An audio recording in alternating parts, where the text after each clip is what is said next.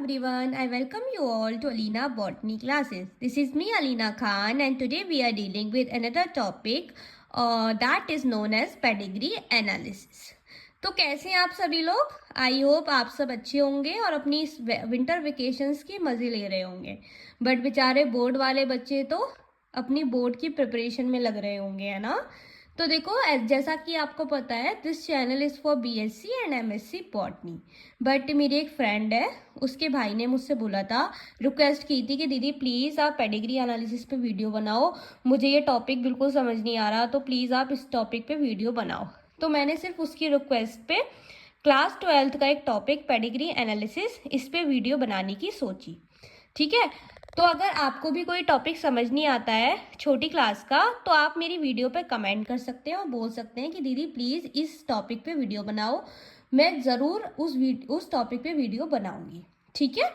तो without wasting any time let's start our topic, that is pedigree analysis.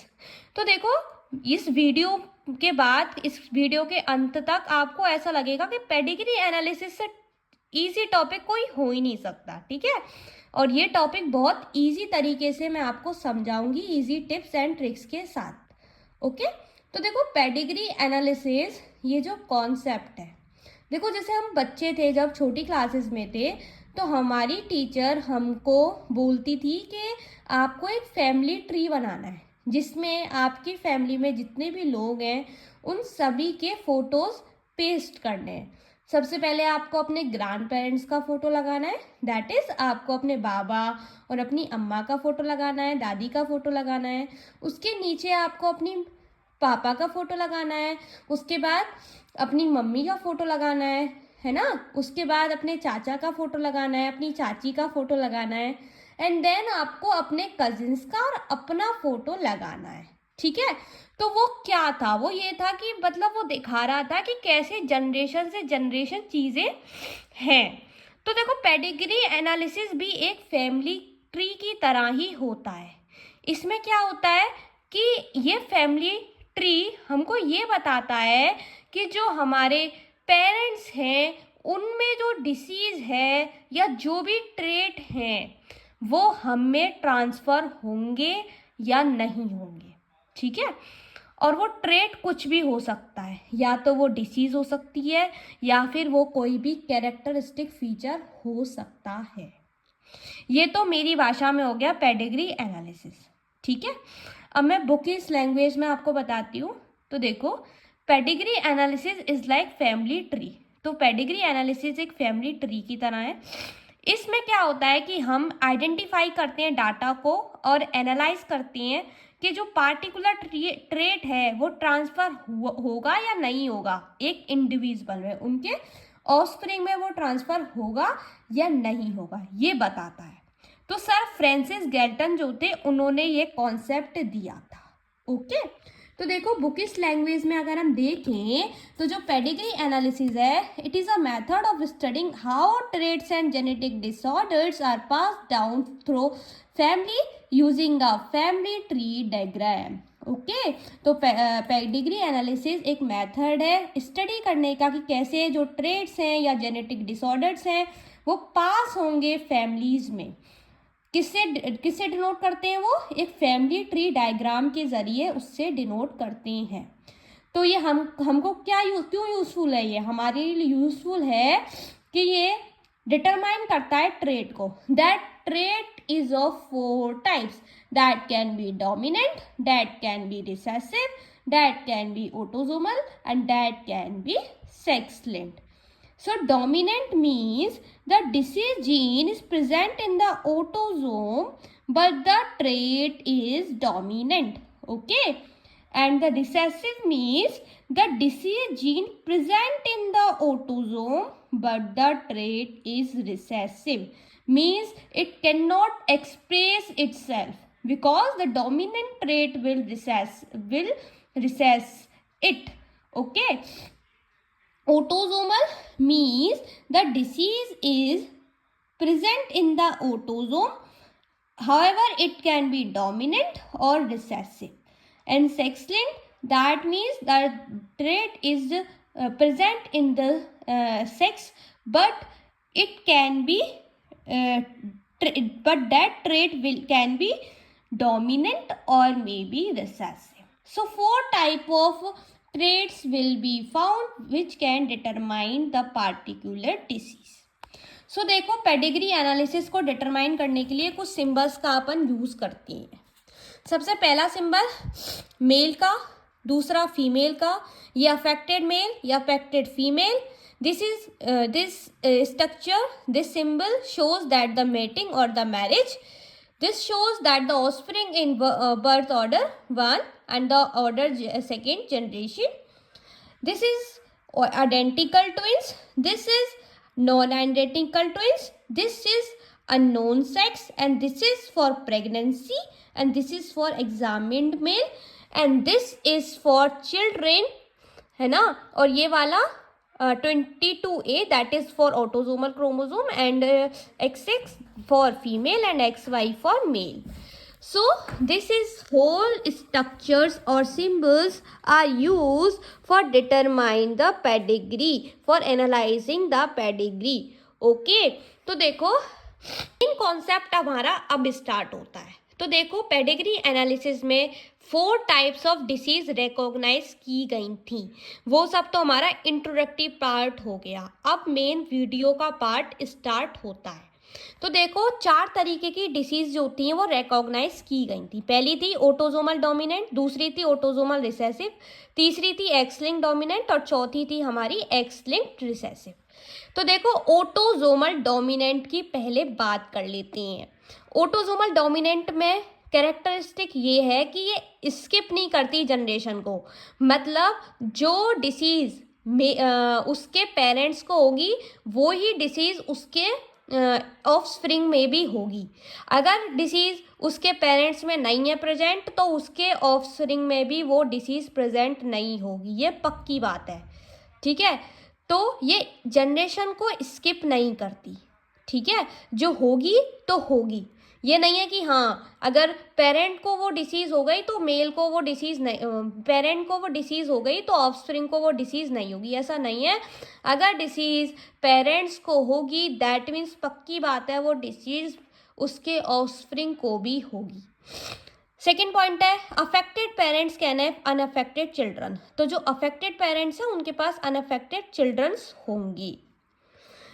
ये example हो जाएगा इसका हंगिस्टन डिसीज एंड एकॉन्ड्रोप्लासिया.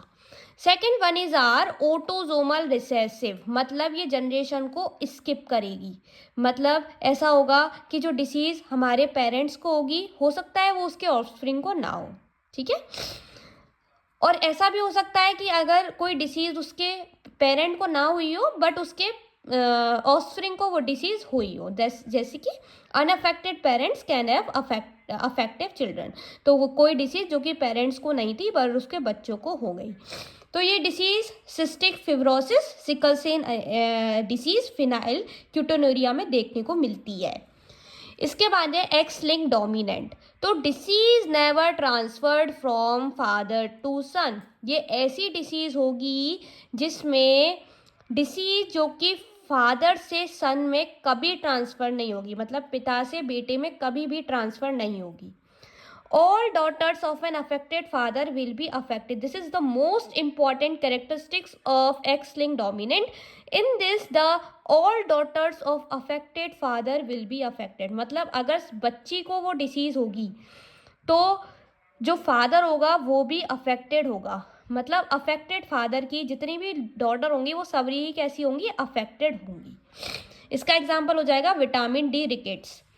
इसके बाद एक्स लिंक्ड रिसेसिव, इसमें मेल्स ज़्यादा अफेक्टेड होंगे, है ना. Disease tends to transfer from mother to son. तो जो डिसीज़ होगी वो ट्रांसफ़र होगी, मदर से सन में जाएगी और फादर से डॉटर में जाएगी. कभी भी फादर से सन में नहीं जाएगी ये disease. Okay, so disease never transfer from father to son. और ये हीमोफीलिया में देखने को मिलती है. This is all about the 4 types of disease which are recognized in the pedigree analysis. तो अब इसके कुछ प्रैक्टिस क्वेश्चंस देख लेते हैं. जैसे पहला क्वेश्चन है ये. प्लीज़ आप वीडियो को स्किप करिए और अपने आप से ये सॉल्व करिए कि ये कौन सी डिसीज़ हो सकती है. देखो बच्चों, इसमें आपको देखने को मिल रहा है इन दिस पार्ट, इस पार्ट में कि जो पेरेंट्स को ये डिसीज़ नहीं है तो बच्चों को भी ये डिसीज़ नहीं है। मतलब इसने क्या किया है, जनरेशन को स्किप नहीं किया है। मतलब ऐसा नहीं है कि हाँ बच्चों को डिसीज़ हो रही है, वो पेरेंट्स को डिसीज़ हो रही है तो बच्चों को भी डिसीज़ हो रही है, ऐसी बात नहीं है। ऐसी बात है कि पेरेंट्स को भी डिसीज़ नहीं हो रही और बच्चों को भी डिसीज़ नहीं हो रही। It means it don't skip the generation. दूसरी चीज़ यहाँ भी देखने को मिल रही है आपको कि पेरेंट्स को वो डिसीज़ हो रही है तो बच्चों को भी ये डिसीज़ हो रही है। So this condition is seen in autosomal dominant trait. Okay, second question solve करते हैं। बताइए आप स्किप करके देखिए कि ये कौन सी डिसीज़ हो सकती है। So its answer will be autosomal recessive. As you can see that the parents are unaffected but the child is affected. So this condition is shown in autosomal recessive disease. Okay. तीसरा आप देखिए कि ये कौन सी disease हो सकती है skip करके। तो देखो ये डिसीज होगी एक्स लिंक्ड डोमिनेंट। क्यों होगी? क्योंकि देखो यहाँ पे जो मेल है हमारा, ये जो फादर है, इसमें सिर्फ और सिर्फ फीमेल को ये डिसीज़ कॉज हुई है। ये मेल जो है ये अनअफेक्टेड है। ठीक है, इसमें भी यहाँ पे भी यही कंडीशन देखने को मिल रही है कि जो मेल है उससे सभी डॉटर्स अफेक्टेड हैं बट जो इसका सन है वो अनअफेक्टेड है। ठीक है, ऐसी जो फीमेल है उसने ये डिसीज़ कॉज करी है मेल में, बट फादर ने कभी भी इसमें अपने सन में डिसीज़ ट्रांसफ़र नहीं की है। तो this disease will be x link dominant. तो चौथा देखो आप, ये कौन सी डिसीज़ हो सकती है। This is your homework and please let me know this answer in my comment. Okay, तो अगर आप क्लास 12 के बच्चे हैं तो आप ये वीडियो रोक सकते हैं। अगर आप बीएससी और एमएससी के बच्चे हैं तो आप प्लीज़ इस वीडियो को और प्रोसीड कीजिए। देखो बच्चों, मैंने डिफरेंट टाइप ऑफ डिसीजेज लिखी हैं और ये बताया है आपको कि कोई जो डिसऑर्डर होगा, सर्टेन डिसऑर्डर होगा, वो रिसेसिव होगा, ऑटोसोमल होगा या सेक्सलिंग होगा, और उसके सिम्टम क्या देखने को मिलेंगे और उसके इफेक्ट क्या देखने को मिलेंगे। तो अगर हम सबसे पहले देखें तो सबसे पहला है सिकल सेल एनीमिया, जो कि रिसेसिव डिसीज़ है और ऑटोसोमल डिसीज़ होती है और ये क्रोमोसोम नंबर 11 पे देखने को मिलती है। इसके सिम्टम देखने को मिलेंगे कि इरिथ्रोसाइट्स का एग्रीगेशन हो जाएगा, मोर रैपिड डिस्ट्रक्शन होगा इरिथ्रोसाइट का, जिससे एनीमिया की कंडीशन देखने को मिलेगी। एनीमिया का मतलब होता है जब हमारे अंदर खून कम हो जाता है। इसका इफेक्ट ये देखने को मिलेगा कि हीमोग्लोबिन जो होगा वो एबनॉर्मल हो जाएगा रेड ब्लड सेल्स में। दूसरा है हमारा फिनाइलक्यूटिनूरिया, जो कि हमारा रिसेसिव डिसीज़ है, ऑटोसोमल डिसीज़ है, जो कि क्रोमोसोम नंबर 12 पे देखने को मिलती है। इसका सिम्टम्स ये है कि हमारा फेलियर हो जाएगा ब्रेन में, जिसकी वजह से मेंटल रिटार्डेशन देखने को मिलेगी ह्यूमंस में। ओके, और इसका इफेक्ट है कि defective form enzyme phenylalanine hydroxylase defective form में आ जाएगी। तीसरी है हमारी सिस्टिक फिब्रोसिस, जो कि एक रिसेसिव डिसीज़ है, ऑटोसोमल डिसीज़ है, जो कि क्रोमोसोम नंबर 7 में देखने को मिलती है। इसमें म्यूकस में क्लोगिंग हो जाती है लंग्स, लीवर और पेंक्रियाज और एनोमेलीज में। इसका इफेक्ट है कि क्लोराइड आयन जो होगा उसका फेलियर हो जाएगा ट्रांसपोर्ट मैकेनिज्म में। सो नेक्स्ट है हमारी हंगिस्टन डिसीज़, जो कि एक डोमिनेंट डिसीज़ है और क्रोमोसोम नंबर 4 में देखने को मिलती है। इसमें ग्रेजुअल डिजनरेशन हो जाएगा ब्रेन टिश्यू का मिडल एज में, और इसमें ब्रेन सेल मेटाबॉलिज्म का जो प्रोडक्शन होगा वो इनिबिट हो जाएगा। इसके बाद है हमारी हीमोफीलिया, जो कि एक रिसेसिव डिसीज़ है, सेक्स लिंक डिसीज़ है, एक्स क्रोमोसोम पे देखने को मिलती है। इसमें ब्लड क्लॉट का फेलियर देखने को मिलता है और इफेक्ट ये है कि डिफेक्टिव फॉर्म ब्लड क्लॉटिंग की देखने को मिलेगी क्लॉटिंग फैक्टर 8 और 9 पे। कलर ब्लाइंडनेस, जो कि एक रिसेसिव डिसीज़ है, एक सेक्स लिंक्ड एक्स क्रोमोसोम पे देखने को मिलती है। इसका सिम्टम है कि रेड और ग्रीन कलर को के बीच में डिस्क्रिमिनेट करने में किसी पार्टिकुलर इंडिविजुअल को परेशानी होगी, फेलियर होगा। इसका इफेक्ट है कि डिफेक्ट होगा रेड और ग्रीन कलर में, मतलब ग्रीन और जो रेड कलर होगा उसके रिकॉग्निशन में इंडिविजुअल को प्रॉब्लम आ सकती है। So student, this is all about the pedigree analysis for class 12th, BSc and MSc. This is enough for your exam. If you have any doubt in this video, then let me know in the comment box. Thank you for watching. Bye bye. Take care. Have a nice day.